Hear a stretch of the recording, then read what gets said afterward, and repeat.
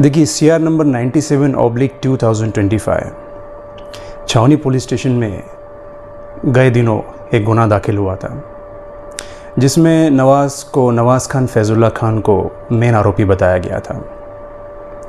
उनके खिलाफ section 179 and 180 of BNS लगाए गए थे।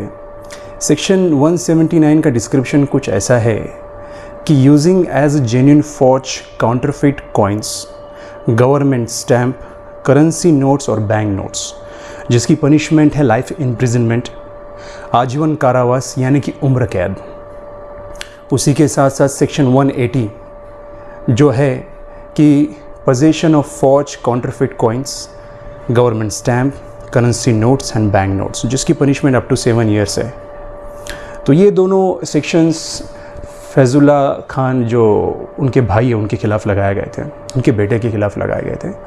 और इसमें एक शेलार नाम के नितिन शबूलाल शेलार नाम के एक बंदे ने कंप्लेंट किया था कि 500 रुपये डिनोमिनेशन की 30 नोट्स जो कि जाली है ऐसा करार देकर जो उनका बैंक का जो मशीन होता है उसके अंदर से बरामद की गई है।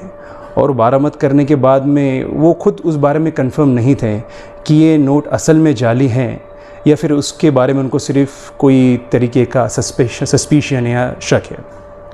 तो इस बारे में छावनी पुलिस स्टेशन ने गुना दाखिल किया। उसको 9 मई को अरेस्ट किया गया। अरेस्ट करने के बाद में कोर्ट में पेश किया गया।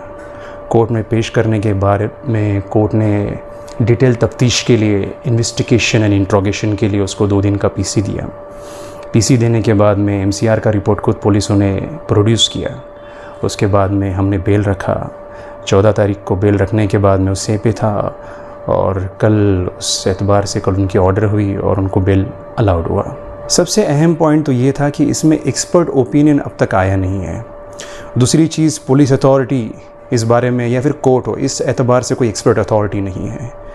जाली मामला है ये कंफर्म करने का और इसका कंफर्मेशन देने का जो एंटाइटलमेंट है, जो अथॉरिटी लेटर है, वो तो उनको एक्सपर्ट ओपिनियन से मिलेगा।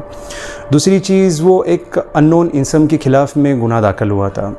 किसके अकाउंट में पैसा जा रहा था, वो फातिमा थी नाम की कोई लेडी थी, उनके अकाउंट में उन्होंने पैसा डिपॉज़िट किया था। बट हमने यही कोर्ट को बताया कि फ़िलहाल तो पुलिस प्रोसिक्यूशन या पुलिस अथॉरिटी के पास तो कोई पुख्ता सबूत नहीं है कि इसमें जाली नोट का ही इस्तेमाल किया गया है। दूसरी चीज़ ये कि ये जो बंदा है इस पर इसी तरह के कोई भी गुनाह नहीं है और ना ही इसकी हैबिचुअल ऑफेंडर है और ना ही इसी तरीके के किसी गुनाह में इसका कोई इन्वॉल्वमेंट कभी रहा है। और दूसरी चीज़, हमने सुप्रीम कोर्ट के, हाई कोर्ट के काफ़ी case law, citations, ruling court को दिए, तो कोर्ट ने हमारे आर्ग्यूमेंट को कंसिडर करते हुए और उन केस लॉस को मद्देनज़र रखते हुए कल नवाज़ खान फैज़ुल्ला खान की बेल मंजूर की।